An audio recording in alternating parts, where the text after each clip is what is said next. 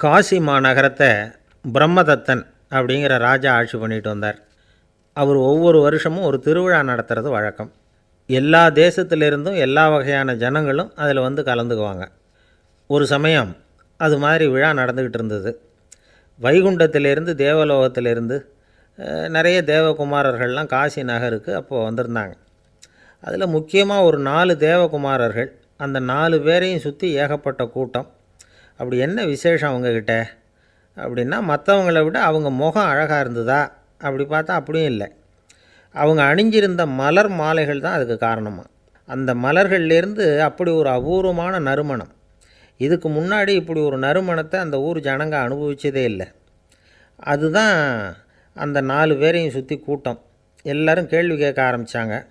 உடனே அந்த 4 தேவகுமாரர்களும் எல்லாருக்கும் தெரியும்படியாக வானத்தில் எழும்பி கொஞ்சம் உயரமாக நின்றுக்கிட்டாங்க.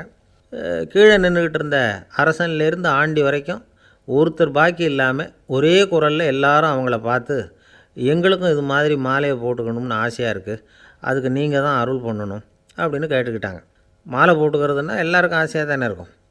அந்த 4 தேவகுமாரர்களில் ஒருத்தர் புத்தர் பிரான். அவர் சொன்னார், பூலோகவாசிகளே, நான் சொல்கிறத கொஞ்சம் பொறுமையாக கேளுங்க.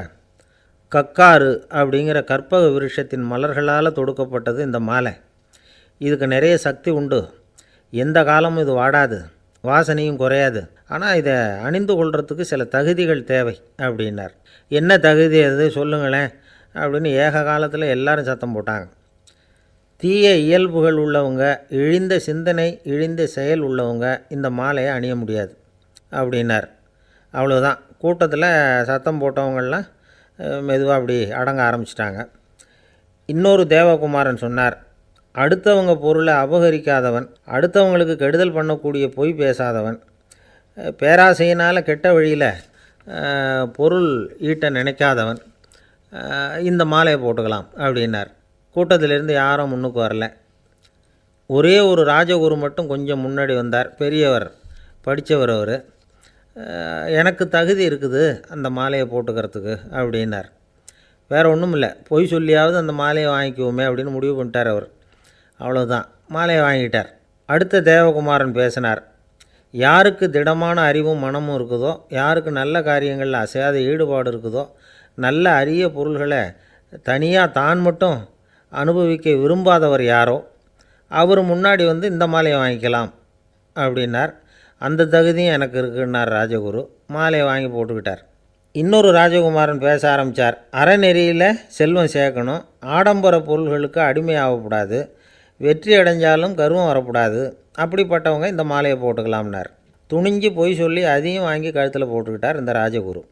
இன்னொரு ராஜகுமாரன் சொன்னார், சான்றோர்களை நிந்திக்காதவங்க, புறம் பேசாதவங்க இந்த மாலையை போட்டுக்கலாம்னார். அதையும் வாங்கி போட்டுக்கிட்டார். திருவிழா முடிஞ்சுது, எல்லோரும் திரும்பி போயிட்டாங்க.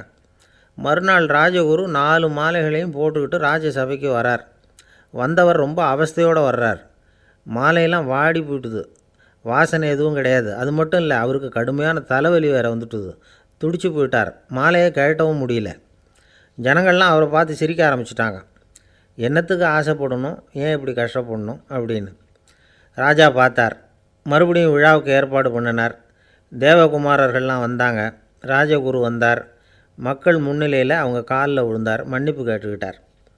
இந்த மாலையை போட்டுக்கிற தகுதி எனக்கு இல்லை.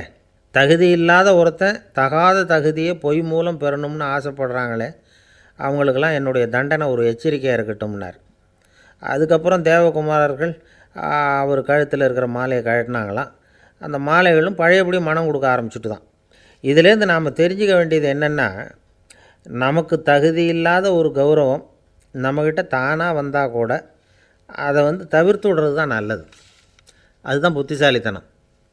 ஒருத்தர் வந்தார். சார், எங்கள் இலக்கிய மன்ற விழாவுக்கு நீங்கள் வந்து தலைமை தாங்கணும்னார்.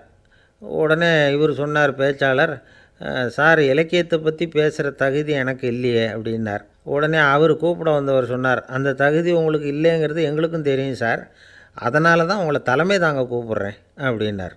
அது சரி, தலைமைன்னா அதுக்கு இவர் என்ன தான் அர்த்தம் பண்ணுறாருன்னு தெரியல.